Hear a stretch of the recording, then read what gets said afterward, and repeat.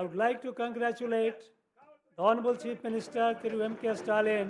பதவியேற்ற முதல் நொடியிலிருந்தே ஒட்டுமொத்த அரசு இயந்திரத்தையும் முடுக்கிவிட்டு மருத்துவ கட்டமைப்பை மேம்படுத்தி ஆக்சிஜனும் அத்தியாவசிய மருந்துகளும் மாநிலமெங்கும் கிடைப்பதை உறுதி செய்ய தடுப்பூசி பணிகளை மக்கள் இயக்கமாக மாற்றி கோவிட் பெருந்தொற்றின் 2ஆம் அலையை திறம்பட கையாண்ட மாண்புமிகு முதல்வர் மு.க.ஸ்டாலின் அவர்களை மனதார பாராட்டுகிறேன். மாநிலத்தின் பொருளாதாரமும் மக்கள் வாழ்வாதாரமும் பெருமளவில் பாதிப்படையாமல் கொரோனா பெருந்தொற்றை இந்த அரசு வெற்றிகரமாக கட்டுப்படுத்திய முறை நமது நாட்டிற்கே முன்னோடியாக அமைந்தது. The government has taken extensive measures to increase the coverage of vaccination against COVID. Covid பெருந்தொற்றை கட்டுப்படுத்த மக்களுக்கு தடுப்பூசி செலுத்துவதற்கான பல சிறப்பு முயற்சிகளை இந்த அரசு மேற்கொண்டிருக்கிறது. In line with the new policy announced by the Honorable Prime Minister on 25th December last year, the state has expanded the vaccination program to cover children in the age group of 15 to 18 years and will provide precaution dose for frontline staff, health workers and vulnerable sections above 60 years of age. கடந்த December 25ஆம் தேதி பாரத பிரதமர் அறிவித்துள்ள புதிய கொள்கையை பின்பற்றி 15 வயது முதல் 18 வயது உள்ள குழந்தைகளுக்கு தடுப்பூசிகளை மாநில அரசு வழங்கி வருகிறது. மேலும் முன்கள பணியாளர்களுக்கும் சுகாதார பணியாளர்களுக்கும் 60 வயதுக்கு மேற்பட்ட எளிதில் பாதிக்கக்கூடியவர்களுக்கும் கூடுதல் தவணையில் தடுப்பூசிகள் வழங்கப்படும். The government has launched a novel scheme of providing health services at the doorsteps of people. Makkalai Thedi Maruthuvam. மருத்துவ சேவைகளை மக்களின் இருப்பிடத்திற்கே கொண்டு சேர்க்கும் வகையில் மக்களை தேடி மருத்துவம் என்னும் முன்னோடி திட்டத்தை முதலமைச்சர் தொடங்கி வைத்திருக்கிறார்கள். உயர் இரத்த அழுத்தம், சர்க்கரை நோய் போன்ற தொற்றா நோய்களின் தாக்கம் அதிகரித்து வருவதை தடுக்கும் வகையில் மொத்தம் 257 கோடி ரூபாய் செலவில் இத்திட்டம் தொடங்கப்பட்டிருக்கிறது. வருமம் கப்போம் திட்டம், which was launched by Muthamil Arinar Kalainar, has been revived by this government and medical camps are being conducted throughout the state under this scheme. With a noble intention of preventing loss of precious lives, சாலை விபத்துகளால் ஏற்படும் விலைமதிப்பற்ற உயிர்களின் இழப்புகளை குறைக்கும் வகையில் இன்னுயிர் காப்போம் நம்மை காக்கும் 48 திட்டம் என்ற உன்னத திட்டத்தையும் இந்த அரசு தொடங்கியிருக்கிறது. இத்திட்டத்தின் வாயிலாக விபத்து ஏற்பட்ட முதல் 48 மணி நேரத்திற்குள் அளிக்கப்படும் அவசர சிகிச்சைகளுக்கான செலவை அரசே ஏற்கும். இத்திட்டத்தில் முதல் கட்டமாக 609 மருத்துவமனைகள் பதிவு செய்யப்பட்டிருக்கின்றன. இதுவரை விபத்துகளில் சிக்கிய 4482 பேர்கள் அவசர சிகிச்சைகளையும் பெற்றிருக்கின்றனர். Many parts of the state, including Chennai, witnessed unprecedented rains and flooding during the northeast monsoon. Under the direct supervision of the Honorable Chief Minister, there was timely release of surplus water from dams and reservoirs as a precautionary measure. வடகிழக்கு பருவமழை காலத்தில் சென்னை உட்பட மாநிலத்தின் பல்வேறு பகுதிகளில் வரலாறு காணாத மழைப்பொழிவும் வெள்ளப்பெருக்கும் ஏற்பட்டன. முதலமைச்சரின் நேரடி மேற்பார்வையில் முன்னெச்சரிக்கை நடவடிக்கையாக சரியான நேரத்தில் அணைகளில் இருந்தும் ஏரிகளில் இருந்தும் உபரி நீர் விடுவிக்கப்பட்டது. முதலமைச்சரே பாதிக்கப்பட்ட மாவட்டங்களுக்கு நேரில் சென்று பார்வையிட்டு பாதிக்கப்பட்ட மக்களுக்கு உடனடி நிவாரணம் அளிக்கப்படுவதை உறுதி செய்தார். பேரிடர் நிவாரணப் பணிகளை முன்னின்று நடத்தியது பாராட்டுக்குரியது. துல்லியமான திட்டமிடல், திறன்மிகு மேலாண்மை, தீவிர மேற்பார்வையின் காரணமாக உயிரிழப்புகள் பெருமளவில் தவிர்க்கப்பட்டன. இருப்பினும் சாலைகள், பாலங்கள், நீர்நிலைகள் போன்ற கட்டமைப்புகளும் பயிர்களும் கடுமையாக சேதமடைந்திருக்கின்றன. நிவாரணம் மற்றும் மறுசீரமைப்பு பணிகளை மேற்கொள்வதற்காக 6230 கோடி ரூபாய் நிதியை கோரி விரிவான கோரிக்கைகளை இந்த அரசு அளித்திருக்கிறது. In order to suggest permanent measures to prevent inundation of Chennai, இனிவரும் காலங்களில் சென்னையில் வெள்ளத்தால் ஏற்படும் பாதிப்புகளை தடுப்பதற்கு நீண்டகால தடுப்பு மற்றும் மேலாண்மை குறித்த பரிந்துரைகளை வழங்குவதற்கென ஆலோசனை குழு ஒன்று அமைக்கப்பட்டிருக்கிறது. இந்த குழுவின் அறிக்கையை பெற்று வெள்ளத்தால் ஏற்படும் பாதிப்புகளை தணிப்பதற்காக பரிந்துரைக்கப்பட்ட நீண்டகால நடவடிக்கைகளை இந்த அரசு செயல்படுத்தும். The government will distribute a gift hamper for Pongal containing 19 grocery items. Corona பெருந்தொற்றின் 2வது அலையாலும் வரலாறு காணாத மழை வெள்ளத்தாலும் கடுமையாக பாதிக்கப்பட்ட மக்கள் பொங்கல் திருநாளை மகிழ்விடும் கொண்டாடும் வகையில் 1297 கோடி ரூபாய் செலவில் மாநிலத்தில் உள்ள 2,15,00,000 கோடி அரிசி குடும்ப அட்டைதாரர்கள் அனைவருக்கும் 19 மளிகைப் பொருட்களும் கரும்பும் அடங்கிய பொங்கல் பரிசு தொகுப்பு அரசால் வழங்கப்பட்டு வருகின்றது. GST compensation regime is coming to an end on 30 June 2022. மாநிலத்திற்கு வழங்கப்படும் சரக்கு மற்றும் சேவை வரி இழப்பீடு வரும் ஜூன் 30ஆம் தேதி அன்று முடிவுக்கு வருகிறது. முந்தைய மதிப்பு கூட்டு வரி முறையை செயல்படுத்திய போது அதிக வரி வசூல் வளர்ச்சி விகிதத்தை மாநிலம் கண்டது. ஆனால் சரக்கு மற்றும் சேவை வரி அறிமுகப்படுத்தப்பட்ட பின்னர் அத்தகைய வளர்ச்சி விகிதத்தை அடைய இயலவில்லை. கொரோனா பெருந்தொற்றினால் இந்த நிலை மேலும் மோசமடைந்திருக்கிறது. மாநிலத்தின் வருவாய் இயல்பு நிலைக்கு திரும்பாததன் காரணமாக குறைந்தபட்சம் 2 ஆண்டுகளுக்கு இந்த இழப்பீடு வழங்குவதை தொடராவிட்டால் இது மாநில அரசுகளின் நிதிநிலையை பெருமளவு பாதிக்கும். எனவே சரக்கு மற்றும் சேவை வரி இழப்பீடு வழங்குவதை குறைந்தபட்சம் வரக்கூடிய ஜூன் மாதம் 30ஆம் தேதி, அதாவது 2024 வரை நீட்டிக்க வேண்டும் என சரக்குகள் மற்றும் சேவைகள் வரி மன்றத்தையும் ஒன்றிய நிதி அமைச்சகத்தையும் இந்த அரசு வலியுறுத்தும். It is the vision of the Honorable Chief Minister to make Tamil Nadu a $1 trillion economy by the year 2030. 2030ஆம் ஆண்டிற்குள் தமிழகத்தின் பொருளாதாரம் $1,00,000 கோடி என்ற இலக்கை எய்த வேண்டும் என்பதில் முதலமைச்சர் அவர்கள் உறுதியாக இருக்கிறார். இதற்காக பல்வேறு திட்டங்களையும் கொள்கைகளையும் அரசு ஏற்கனவே தொடங்கியிருக்கிறது. In a survey conducted by a popular English weekly, புகழ்பெற்ற ஆங்கில வார இதழ் ஒன்று மேற்கொண்ட ஆய்வில் சிறந்த முதலமைச்சர் என மாநில மக்கள் மனதில் இடம்பெற்ற முதலமைச்சர் என்ற தலைப்பில் நமது முதலமைச்சர் இந்தியாவிலேயே முதலிடத்தை பெற்றுள்ளார். பதவிக்கு வந்த மிக குறுகிய காலத்திலேயே இத்தகைய சாதனை புரிந்துள்ளது மிகவும் பாராட்டிற்குரியது. The government has remained true to the Honorable Chief Minister's commitment of providing responsive administration. மக்களின் குறைகளை உடனுக்குடன் தீர்ப்போம் என்று முதலமைச்சர் அவர்கள் அளித்த வாக்குறுதியை நினைவில் கொண்டு இந்த அரசு செயல்படுகிறது. உங்கள் தொகுதியில் முதலமைச்சர் திட்டத்தின் முதல் 100 நாட்கள் முடிவில் 2,29,216 மனுக்களுக்கு மனநிறைவு அளிக்கும் வகையில் தீர்வுகள் காணப்பட்டன.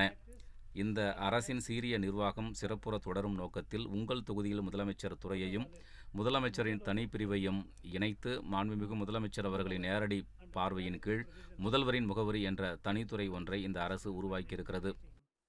Through the Engum Tamil Edilum Tamil scheme, the uses of Tamil language will be popularized. எங்கும் தமிழ் எதிலும் தமிழ் திட்டத்தின் மூலம் அரசு அமைப்புகள், தனியார் பள்ளிகள், கடைகள், வணிக நிறுவனங்கள் என அனைத்திலும் தமிழ் மொழியின் பயன்பாட்டை ஊக்குவிக்கும் வகையில் தமிழ்நாடு ஆட்சிமொழி சட்டம் 1956இல் புதிய வழிகாட்டி நெறிமுறைகள் வகுக்கப்படும். தமிழ் வழியில் படிக்கும் மாணவர்களை ஊக்குவிக்கும் வகையில் மருத்துவம், பொறியியல் போன்ற தொழிற்படிப்புகளுக்கான 100 பாடப்புத்தகங்கள் தமிழில் மொழிபெயர்க்கப்பட்டு வருகின்றன. The government is committed to promote the welfare of Sri Lankan Tamils in the state. தமிழகத்தில் வசிக்கும் இலங்கை தமிழர்களின் நலனை பேணி காப்பதில் இந்த அரசு முனைப்பாக இருக்கிறது. இலங்கை தமிழர் மறுவாழ்வு முகாம்களின் வாழ்விடச் சூழலை மேம்படுத்தும் வகையில் முதற்கட்டமாக 176 கோடி ரூபாய் செலவில் 3510 புதிய வீடுகளை கட்டுவதற்கான ஆணைகள் வழங்கப்பட்டுள்ளன. மேலும் உயர்த்தப்பட்ட பணக்கொடை, திறன் மேம்பாட்டு பயிற்சி, கல்வி ஊக்கத்தொகை, இலவச ஆடைகள், பாத்திரங்கள், இலவச எரிவாயு இணைப்பு போன்ற பல்வேறு நலத்திட்டங்களையும் முதலமைச்சர் தொடங்கி வைத்திருக்கிறார். The government accords highest priority to effective maintenance of law and order in the state. 2 new police commissionerates have been created in Awadhi and Tambaram. மாநிலத்தில் சட்டம் ஒழுங்கை திறம்பட நிலைநாட்டுவதற்கு இந்த அரசு முன்னுரிமை அளித்து வருகிறது. பெருநகர சென்னை பகுதியில் காவல்துறையின் செயல்பாட்டை மேம்படுத்துவதற்கு ஆவடியிலும் தாம்பரத்திலும் 2 புதிய காவல் ஆணையரகங்களை அரசு தொடங்கியிருக்கிறது. This government places high priority on the welfare of farmers and development of agriculture. உழவர்களின் நலனை பேணி காப்பதற்கும் வேளாண் தொழிலை மேம்படுத்துவதற்கும் உயர் முக்கியத்துவத்தை இந்த அரசு அளிக்கின்றது. தக்க நேரத்தில் கால்வாய்களை தூர்வாரி மேட்டூர் அணையிலிருந்து நீரை விடுவித்து குறுவை சாகுபடியை ஊக்குவிக்க 61 கோடி ரூபாய் செலவில் குறுவை சாகுபடி தொகுப்பும் வழங்கப்பட்டிருக்கிறது. இதன் விளைவாக இவ்வாண்டு 4.9 லட்சம் ஏக்கர் பரப்பளவில் குறுவை நெல் சாகுபடி செய்து வரலாறு காணாத சாதனை படைக்கப்பட்டிருக்கிறது. The government has announced a compensation of 6,038 per hectare. அண்மையில் ஏற்பட்ட எதிர்பாராத மழை வெள்ளத்தால் நெற்பயிர்கள் சில பகுதிகளில் சேதமடைந்தன. இதனால் பாதிக்கப்பட்ட விவசாயிகளின் துயரை தீர்க்கவும் மறு பயிரிடச் செய்ய தேவையான இடுபொருட்களை வாங்கவும் ஒரு ஹெக்டேருக்கு 6,038 ரூபாய் இழப்பீடு அரசு அறிவித்திருக்கிறது. மாநில அரசின் தொடர் முயற்சியால் பிரதம மந்திரியின் பயிர் காப்பீடு திட்டத்தில் 25 லட்சம் விவசாயிகள் இணைந்திருக்கின்றனர். இத்திட்டத்தில் 37 லட்சம் ஏக்கர் பயிர் காப்பீடு செய்யப்பட்டிருக்கிறது. The government has announced Kaduveli wetlands in Viluppuram district, where migratory birds flock every year, as the 16th bird sanctuary in the state. மாநிலத்தின் வளமிக்க உயிரின பன்மயத்தையும் இயற்கை வளங்களையும் பாதுகாக்க இந்த அரசு உறுதி பூண்டிருக்கிறது. ஒவ்வொரு ஆண்டும் பெருமளவில் பறவைகள் வருகை தரும் விழுப்புரம் மாவட்டத்தில் உள்ள கழுவேலி சதுப்பு நிலங்களை மாநிலத்தின் 16வது பறவைகள் சரணாலயமாக தமிழ்நாடு அரசு அறிவித்திருக்கிறது. சுற்றுச்சூழல் முக்கியத்துவம் வாய்ந்த பள்ளிக்கரணை சதுப்பு நிலத்தில் புதிய சூழல் பூங்காவினை முதலமைச்சர் திறந்து வைத்திருக்கிறார்கள். Through Tamil Nadu, though Tamil Nadu is endowed with rich mineral resources, Tamil Nadu அதிக அளவில் கனிம வளங்களை கொண்டிருந்ததாலும் அதற்கேற்ற வருவாயை மாநில அரசு பெறுவதில்லை. மேலும் கடந்த 10 ஆண்டுகளாக கனிமங்களிலிருந்து பெறப்படும் வருவாயில் தேக்கம் ஏற்பட்டிருக்கிறது. சுற்றுச்சூழலை பாதிக்காத வகையில் சுரங்கப் பணிகள் மேற்கொள்வதற்கும் அரசின் உரிய வருவாயை திரட்டுவதற்கும் இயற்கை வள மேலாண்மை திட்டம் ஒன்று வகுக்கப்படும். after many years, we are able to store water at the current permissible limit of பல ஆண்டுகளுக்கு பின் முல்லை பெரியாறு அணையில் தற்போது அனுமதிக்கப்பட்டுள்ள அளவான 142 அடி உயரத்திற்கு நீரை இந்த ஆண்டு தொடர்ந்து பல நாட்கள் தேக்க முடிந்தது. உச்சநீதிமன்ற தீர்ப்பு ஆணையின்படி அணையின் முழு கொள்ளளவான 152 அடியை எய்த தேவையான அனைத்து முயற்சிகளையும் இந்த அரசு மேற்கொள்ளும். While extending constructive cooperation to neighboring states, Tamil Nadu will continue to fight for its rightful share of river waters. அண்டை மாநிலங்களுக்கு ஆக்கப்பூர்வமான ஒத்துழைப்பை வழங்கும் அதே வேளையில் நதிநீர் பங்கீட்டில் தனது உரிமைகளை ஒருபோதும் கைவிடாமல் தனது நியாயமான பங்கிற்காக தமிழ்நாடு தொடர்ந்து போராடும். காவிரி ஆற்றில் கர்நாடக அரசால் மேகதாதுவில் அணை கட்டும் திட்டத்தை உழவர்களின் நலன் மீது அக்கறை கொண்ட இந்த அரசு ஒருபோதும் அனுமதிக்காது. It is the paramount duty of this government to ensure the livelihood and safety of fishermen. தமிழக மீனவர்களின் வாழ்வாதாரத்தையும் பாதுகாப்பையும் உறுதி செய்வது இந்த அரசின் முக்கிய குறிக்கோளாகும். தற்போது இலங்கையில் காவலில் உள்ள தமிழ்நாட்டைச் சேர்ந்த 68 மீனவர்களையும் 75 மீன்பிடி படகுகளையும் விடுவிக்க தேவையான அனைத்து நடவடிக்கைகளையும் உடனடியாக எடுக்க வேண்டும் என்று வலியுறுத்துகின்றோம். தொடர்ந்து ஏற்படும் இந்நிகழ்வுகளுக்கு சுமூகமான தீர்வு காண இந்திய மீனவர்களுக்கும் இலங்கை மீனவர்களுக்கும் நேரடி பேச்சுவார்த்தை மீண்டும் தொடங்க ஆவண செய்ய வேண்டும் என்று வெளியுறவுத்துறை அமைச்சகத்தை கேட்டுக்கொள்கிறோம். மேலும் இயற்கை சீற்றங்களிலிருந்து நமது மீனவர்களை பாதுகாப்பதற்காக தடையில்லா தகவல் தொடர்பு அமைப்புகளை வழங்க மாநிலத்தில் உள்ள அனைத்து இயந்திர படகுகளிலும் தகவல் தொடர்பு கருவிகளை நிறுவ இந்த அரசு திட்டமிட்டிருக்கிறது. மீன்பிடி குறைவு காலத்தில் மீனவர்களுக்கு வழங்கப்படும் சிறப்பு உதவித்தொகை ஒரு குடும்பத்திற்கு 5,000 ரூபாயிலிருந்து 6,000 ரூபாயாக உயர்த்தப்பட்டு இந்த ஆண்டில் 1,22,000 மீனவ குடும்பங்களுக்கு 74 கோடி ரூபாய் வழங்கப்பட்டிருக்கிறது. The government is committed to providing quality education for all children. அனைத்து குழந்தைகளுக்கும் தரமான கல்வியை வழங்குவதில் அரசு உறுதியாக இருக்கிறது. ஊரடங்கு காலத்தின் போது மாணவர்கள் பள்ளிக்கூடம் செல்ல இயலாததால் 1 முதல் 8ஆம் வகுப்பு மாணவர்களுக்கு ஏற்பட்ட கற்றல் இழப்புகளை ஈடு செய்வதற்காக இல்லம் தேடி கல்வி என்ற முன்னோடி திட்டம் 200 கோடி ரூபாய் மதிப்பீட்டில் தொடங்கப்பட்டிருக்கிறது. The government will set up smart classrooms in all 24,345 government primary schools. தமிழகத்தில் உள்ள 24,345 அரசு தொடக்கப் பள்ளிகள் அனைத்திலும் திறன்மிகு வகுப்பறைகள், உயர்ந்து வரும் மாணவர் சேர்க்கைக்கேற்ப புதிய கட்டடங்கள், 6,992 நடுநிலை உயர்நிலை மேல்நிலை பள்ளிகளிலும் உயர் தொழில்நுட்ப கணினி ஆய்வகங்கள், நவீன அறிவியல் மற்றும் மொழி ஆய்வகங்கள், அனைத்து பள்ளிகளுக்கும் அகன்ற அலைவரிசை வசதி, தூய்மையான பராமரிப்புடன் கூடிய சுகாதார வளாகங்கள் உருவாக்கப்படும். This government is committed to improving the quality of all higher education institutions in the state. மாநிலத்தில் உள்ள அனைத்து உயர்கல்வி நிறுவனங்களின் தரத்தையும் மேம்படுத்த இந்த அரசு முனைந்திருக்கிறது. கலை மற்றும் அறிவியல் பொறியியல் கல்லூரிகள், அனைத்து பல்கலைக்கழகங்களில் உள்ள பேராசிரியர்களும் மாணவர்களும் பயனடையும் வகையில் உயர்தர தகவல் தொழில்நுட்ப தளங்களை அமைப்பதற்கான நடவடிக்கைகள் தொடங்கப்பட்டுள்ளன. The government has decided to reimburse all fees including tuition fee, hostel fee and counseling fee to government school. முன்னுரிமை அடிப்படையில் 7.5% ஒதுக்கீட்டில் பொறியியல் போன்ற தொழிற்படிப்புகளில் சேரும் அரசு பள்ளி மாணவர்களின் கல்வி கட்டணம், விடுதி கட்டணம், கலந்தாய்வு கட்டணம் உள்ளிட்ட அனைத்து கட்டணங்களையும் அரசு ஏற்க முடிவு செய்யப்பட்டுள்ளது. இதனால் இதுவரை 8,371 மாணவர்கள் பயனடைந்திருக்கின்றனர். The government is committed to making Tamil Nadu the most preferred investment destination in South Asia. தெற்காசியாவிலேயே முதலீடுகளுக்கு உகந்த முதல் முகவரியாக தமிழ்நாட்டை மாற்றிட இந்த அரசு உறுதியாக இருக்கிறது. இந்த அரசு பொறுப்பேற்ற பின் கடந்த 7 மாதங்களில் 3 முதலீட்டாளர் மாநாடுகளை நடத்தியது. இதன் பயனாக 56,230 கோடி ரூபாய் முதலீட்டில் 1,74,999 நபர்களுக்கு வேலைவாய்ப்புகள் உருவாக்கக்கூடிய 109 புரிந்துணர்வு ஒப்பந்தங்கள் கையெழுத்திடப்பட்டுள்ளன. இதில் இதுவரை 21,508 கோடி ரூபாய் மதிப்பிலான திட்டங்கள் தொடங்கப்பட்டுள்ளன.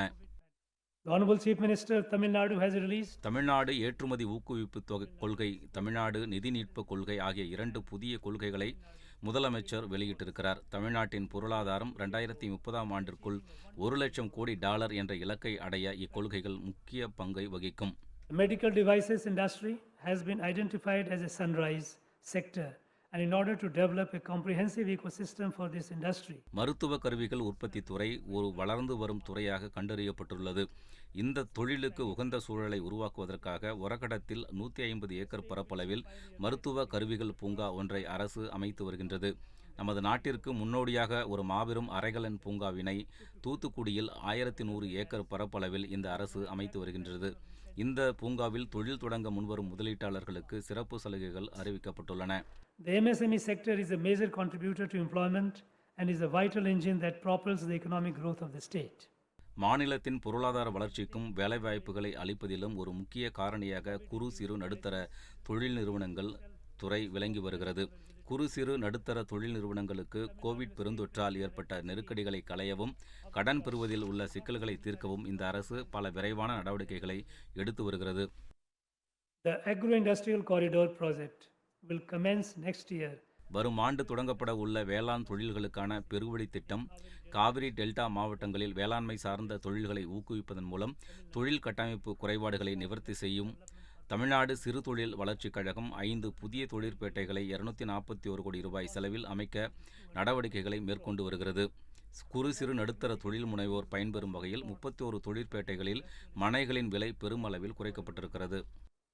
In order to address the problem of low voltage and overloading and to ensure provision of reliable power supply, குறைந்த மின் அழுத்தத்தையும் கூடுதல் மின் சுமையை தவிர்க்கவும் தடையில்லா மின்சாரம் வழங்குவதை உறுதி செய்யவும் மாநிலம் முழுவதும் 8905 மின் பகிர்மான மின்மாற்றிகள் அமைக்கப்பட்டு வருகின்றன. மேலாண் பெருமக்கள் பயன்பெறும் வகையில் இந்த ஆண்டு 1,00,000 புதிய விவசாய மின் இணைப்புகள் வழங்கப்படும் என இந்த அரசு அறிவித்திருக்கிறது. the government is focused on strengthening grassroots democracy by empowering local bodies. உள்ளாட்சி அமைப்புகளுக்கு அதிகாரம் அளிப்பதன் மூலம் மக்களாட்சியினை கடைக்கோடியிலும் உறுதிப்படுத்துவதே இந்த அரசின் முக்கிய நோக்கமாகும். இவ்வரசு பதவியேற்றவுடன் நீண்ட காலமாக நடைபெறாமல் இருந்த 9 மாவட்டங்களில் ஊரக உள்ளாட்சி தேர்தல்களை வெற்றிகரமாக நடத்தியது. To ensure holistic development of villages by providing basic amenities and infrastructure, அடிப்படை கட்டமைப்பு வசதிகளை வழங்குவதன் மூலம் கிராமங்களின் முழுமையான வளர்ச்சியை உறுதி செய்வதற்காக அனைத்து கிராம அண்ணா மறுமலர்ச்சி திட்டத்திற்கு இந்த அரசு புத்துயிர் அளித்திருக்கிறது. இந்த ஆண்டு 1997 ஊராட்சிகளில் 1200 கோடி ரூபாய் செலவில் இத்திட்டம் செயல்படுத்தப்பட்டு வருகிறது. Tamil Nadu is one of the most urbanized states in the country. With a view to upgrading infrastructure and enhancing the standards of living in urban areas, the government has launched the Kalainar Nagarpura Membatu திட்டம். நாட்டில் நகர்ப்புறங்கள் அதிகம் உள்ள மாநிலங்களில் தமிழ்நாடும் ஒன்றாகும். நகர்ப்புறங்களில் மக்களின் வாழ்க்கைத் தரத்தை உயர்த்துவதற்கும் கட்டமைப்பு வசதிகளை மேம்படுத்துவதற்கும் இந்த அரசு தீர்மானித்திருக்கிறது. சாலைகள், தெருவிளக்குகள், பேருந்து நிலையங்கள், பூங்காக்கள், நீராதார அமைப்புகள், மின் மயானங்கள் போன்ற கட்டமைப்புகளை ஏற்படுத்த 1000 கோடி ரூபாய் ஒதுக்கீட்டில் கலைஞர் நகர்ப்புற மேம்பாட்டுத் திட்டம் அரசால் செயல்படுத்தப்படுகிறது. வளர்ச்சி திட்டங்களில் மக்களை நேரடியாக ஈடுபடுத்தும் நோக்கத்துடன் தொடங்கப்பட்டு நிறைவாக செயல்பட்ட நமக்கு நாமே திட்டம் மீண்டும் செயல்படுத்தப்பட்டு வருகிறது. The government has laid a special emphasis on development of the capital city Chennai by implementing flagship projects such as Singara Chennai. தலைநகர் சென்னையின் வளர்ச்சியில் அரசு தனி கவனம் செலுத்தி வருகிறது. இதற்காக 500 கோடி ரூபாய் மதிப்பில் சிங்கார சென்னை 2.0 என்ற திட்டம், $430 மில்லியன் மதிப்பில் சென்னை மாநகர கூட்டாண்மை திட்டம், 905 கோடி ரூபாய் மதிப்பில் சென்னை மாநகர திறன்மிகு போக்குவரத்து அமைப்பு போன்ற பல திட்டங்களை செயல்படுத்தி சாலைகள், போக்குவரத்து, வெள்ள நீர் வடிகால்கள், குடிநீர் வழங்கல், பொழுதுபோக்கு வெளிகள் உள்ளிட்ட சமூக கட்டமைப்பு வசதிகளை அரசு ஏற்படுத்தி வருகிறது. It is the vision of the Honorable Chief Minister to make Tamil Nadu slum free in the next 10 years. அடுத்த 10 ஆண்டுகளில் தமிழ்நாட்டை குடிசைகளற்ற மாநிலமாக மாற்ற வேண்டும் என்பதே முதலமைச்சரின் தொலைநோக்கு திட்டமாகும். அதன்படி குடிசைகளை மாற்றுவது மட்டுமில்லாமல் குடிசைகளில் வாழும் மக்களின் வாழ்விடத்தையும் வாழ்க்கை தரத்தையும் உயர்த்துவது என்ற அரசின் நோக்கத்தை எடுத்துக்காட்டும் வகையில் தமிழ்நாடு குடிசை பகுதி மாற்று வாரியத்தின் பெயர் தமிழ்நாடு நகர்ப்புற வாழ்விட மேம்பாட்டு வாரியம் என மாற்றப்பட்டது. The government is focused on strengthening the road network in the state to promote economic and social growth. பொருளாதாரத்தையும் சமூக வளர்ச்சியையும் உயர்த்துவதற்கு மாநிலத்தில் உள்ள சாலைகளின் கட்டமைப்பை வலுப்படுத்துவதில் இந்த அரசு கவனம் செலுத்துகிறது. முதல்வரின் சாலை மேம்பாட்டு திட்டத்தில் இந்த ஆண்டில் 2989 கோடி ரூபாய் மதிப்பீட்டில் 894 கிலோமீட்டர் சாலைகளை அகலப்படுத்தும் பணிகள் மேற்கொள்ளப்படும். சென்னை பெருநகரில் போக்குவரத்து நெரிசலை குறைப்பதற்காக 407 கோடி ரூபாய் மதிப்பீட்டில் பரங்கிமலை மேடவாக்கம் சாலை சந்திப்பில் கீழ்ப்பாலம், பரங்கிமலை பூந்தமல்லி ஆவடி சாலையில் பல்வழி மேம்பாலம், மத்திய கைலாஷ் சந்திப்பில் மேம்பாலம் என 3 முக்கிய திட்டங்களுக்கு அரசால் ஒப்புதல் அளிக்கப்பட்டிருக்கிறது. The Honorable Chief Minister launched the scheme of free bus travel for women, which has resulted in increase in women ridership.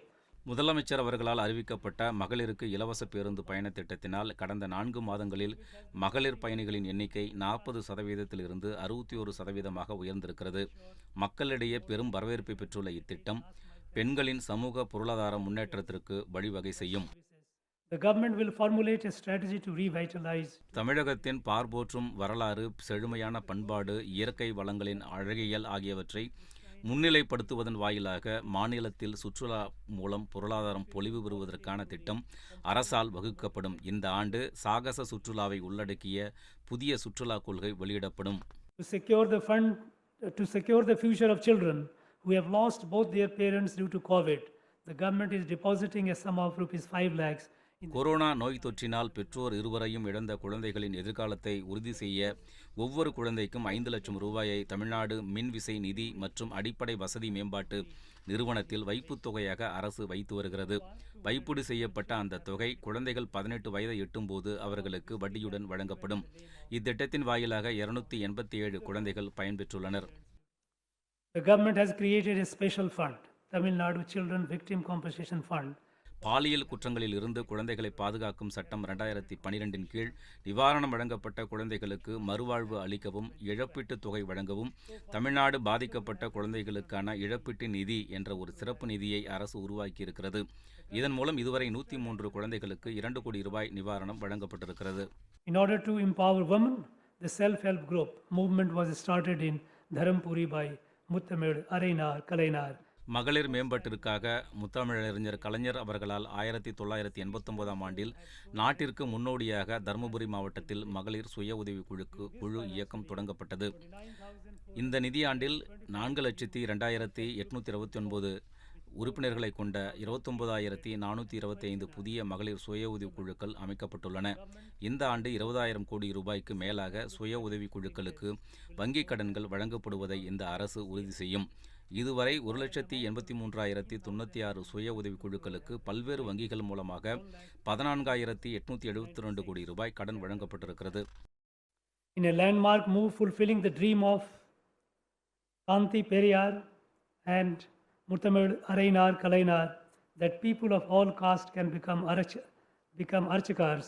அனைத்து சாதியினரும் அர்ச்சகர்கள் ஆக வேண்டும் என்ற தந்தை பெரியார், முத்தமிழறிஞர் கலைஞர் ஆகியோரின் கனவை நனவாக்கும் வகையில் பல்வேறு சாதிகளைச் சேர்ந்த 58 பயிற்சி பெற்ற அர்ச்சகர்களுக்கு பணி நியமன ஆணைகளை இந்த அரசு வழங்கியிருக்கிறது.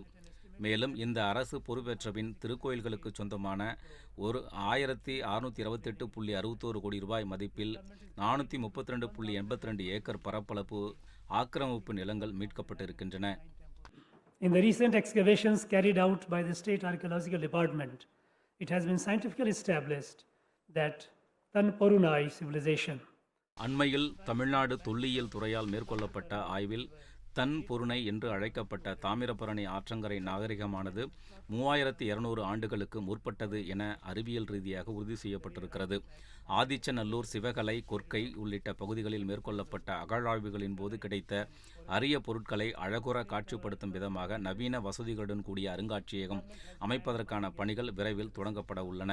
Acting upon a long-standing demand, the government has created பட்டியலின பழங்குடியின மக்கள் உரிமைகளை பாதுகாப்பதற்காக தன்னாட்சி அதிகாரங்களுடன் சட்டப்படி அமைக்கப்பெற்ற தமிழ்நாடு ஆதி திராவிடர் மற்றும் பழங்குடியினருக்கான மாநில ஆணையத்தை அரசு உருவாக்கியதன் மூலம் அவர்களின் நீண்டகால கோரிக்கை நிறைவேற்றப்பட்டிருக்கிறது. This government has taken several steps, including increase in allowances, sanctioning of new hostels. ஆதிதிராவிடர், பழங்குடியினர், பிற்படுத்தப்பட்டோர், மிகவும் பிற்படுத்தப்பட்டோர், சீர்மரபினர் பிரிவுகளைச் சார்ந்த மாணவர்களின் நலன் கருதி அவர்களுக்கு அளிக்கப்படும் சலுகைகளை உயர்த்துதல், புதிய விடுதிகளுக்கு ஒப்புதல் அளித்தல், புதிய பயிற்சி திட்டங்களை தொடங்குதல் போன்ற பல்வேறு நடவடிக்கைகளை இந்த அரசு மேற்கொண்டிருக்கிறது. Chief Minister have made 27% reservation in other backward classes in All India quota for undergraduate and postgraduate medical courses a reality. முதல்வரின் இடையறா முயற்சியின் பயனாக இளநிலை மற்றும் நிறைநிலை மருத்துவ படிப்புகளில் அகில இந்திய அளவிலான இடஒதுக்கீட்டில் இதர பிற்படுத்தப்பட்டோருக்கு 27% இடஒதுக்கீடு சாத்தியமானது. இதேபோன்றே அனைத்து தொழிற்கல்வி படிப்புகளிலும் அகில இந்திய அளவில் இதர பிற்படுத்தப்பட்டோருக்கு 27% இடஒதுக்கீட்டை உறுதி செய்ய தேவையான நடவடிக்கைகளை இந்த அரசு மேற்கொள்ளும். Entrance exams create an unequal platform by being inherently discriminatory against rural students. பொதுவாக நுழைவுத் தேர்வுகள் கிராமப்புற மாணவர்களுக்கு ஒரு சமனற்ற தளத்தையும் பாதிப்புகளையும் ஏற்படுத்துகின்றன. எனவே தொழிற்கல்வி படிப்புகளில் மாணவர்களின் சேர்க்கைக்கு நீட் போன்ற நுழைவுத் தேர்வுகள் தேவையற்றது என்ற இந்த அரசின் நிலைப்பாட்டை தொடர்ந்து வலியுறுத்துவோம். The government is undertaking several measures to improve the livelihood of differently abled persons. மாற்றுத்திறனாளிகளின் வாழ்வாதாரத்தை மேம்படுத்துவதற்கு பல்வேறு நடவடிக்கைகளை அரசு மேற்கொண்டு வருகிறது. அரசு மற்றும் தனியார் நிறுவனங்களில் மாற்றுத்திறனாளிகளுக்கான உரிய வேலைவாய்ப்புகளை கண்டறியும் நோக்கத்தோடு அனைத்து அரசு மற்றும் தனியார் நிறுவனங்கள் சமவாய்ப்பு கொள்கையை வெளியிட வேண்டும் என்று அரசு ஆணையிட்டுள்ளது. மாற்றுத்திறனாளிகளின் பொருளாதார நிலையை உயர்த்தி அவர்களுக்கு ஏற்ற வேலைவாய்ப்புகளை கண்டறிய மாற்றுத்திறனாளிகள் வேலைவாய்ப்பு மற்றும் வாழ்வாதார மையம் ஒன்றை இந்த அரசு உருவாக்கியுள்ளது. This government is committed to promote sporting talent among the youth of the state. To inspire and encourage persons from Tamil Nadu to perform at the international level, the Honorable Chief Minister has announced a cash prize of Rs 2 crore and a job to Thiru Mariyappan Thangavelu. மாநிலத்தில் உள்ள இளைஞர்களின் விளையாட்டுத் திறனை ஊக்குவிக்க இந்த அரசு விழைகிறது. உலக அளவில் நம் மாநில விளையாட்டு வீரர்கள் பங்கேற்பதை ஊக்குவிக்கும் வகையில் டோக்கியோவில் நடைபெற்ற பாரா ஒலிம்பிக் போட்டியில் வெள்ளிப்பதக்கம் வென்ற மாரியப்பன் தங்கவேலுக்கு மாண்புமிகு முதலமைச்சர் 2 கோடி ரூபாய் ரொக்கப் பரிசையும் பணி ஆணையையும் வழங்கியிருக்கிறார்கள். தமிழகத்தின் பாரம்பரிய விளையாட்டான சிலம்பாட்டத்தினை பாதுகாக்கவும் ஊக்குவிக்கவும் விளையாட்டு வீரர்களுக்கான அரசு பணி இடஒதுக்கீட்டில் சிலம்பாட்டமும் சேர்க்கப்பட்டிருக்கிறது. This government has faced umpteen challenges after assuming office, be it the COVID second wave or the unprecedented torrential rains, but it has successfully converted each of them into landmark achievements. இந்த அரசு பதவியேற்ற பின் corona பெருந்தொற்றின் 2ஆம் அலை, எதிர்பாராத மழைப்பொழிவு என எதிர்கொண்ட அனைத்து சோதனைகளையும் வென்று அவற்றை சாதனைகளாக மாற்றி மக்களின் நலனிற்காக அயராது செயல்படும் அரசாக இந்த அரசு இயங்குகின்றது. இதே வேகத்துடனும் துல்லியத்துடனும் ஒவ்வொரு நாளும் செயல்படுவோம் என்று உறுதியளிக்கிறோம். This government is committed to the principles of self-respect, social justice, equality. சுயமரியாதை, சமூக நீதி, சமத்துவம், பகுத்தறிவு, அன்புடைமை போன்ற தத்துவங்களை இந்த அரசு கடைபிடித்து வருகிறது. தந்தை பெரியார், அண்ணல் அம்பேத்கர், பெருந்தலைவர் காமராஜர், பேரறிஞர் அண்ணா, முத்தமிழறிஞர் கலைஞர் ஆகிய உன்னதமான தலைவர்களின் சிந்தனைகள் இந்த அரசின் வழித்தடத்தை தீர்மானிக்கின்றன. This government will leave no stone unturned to realize the dreams and aspirations of the people and strive towards making Tamil Nadu the best administered state. மக்களின் எதிர்பார்ப்புகளையும் கனவுகளையும் தொடர்ந்து நிறைவேற்றி இந்தியாவிலேயே மிகச்சிறப்பாக நிர்வகிக்கப்படும் மாநிலமாக மட்டுமின்றி தெற்காசிய நாடுகளுக்கே முன்னுதாரணமாக நமது மாநிலத்தை உருவாக்குவோம். I would like to again wish everyone a very happy Pongal. மீண்டும் உங்கள் அனைவருக்கும் என் பொங்கல் நல்வாழ்த்துக்களை தெரிவித்துக் கொண்டு காலத்தை வென்ற மகாகவி பாரதியாரின் கவிதை வரிகளுடன் என் உரையை நிறைவு செய்கிறேன். வாழிய செந்தமிழ், வாழ்க நற்றமிழர், வாழிய பாரத மணித்திரு நாடு. நன்றி. வலகா தமிழ். ஜெய் ஹிந்த்.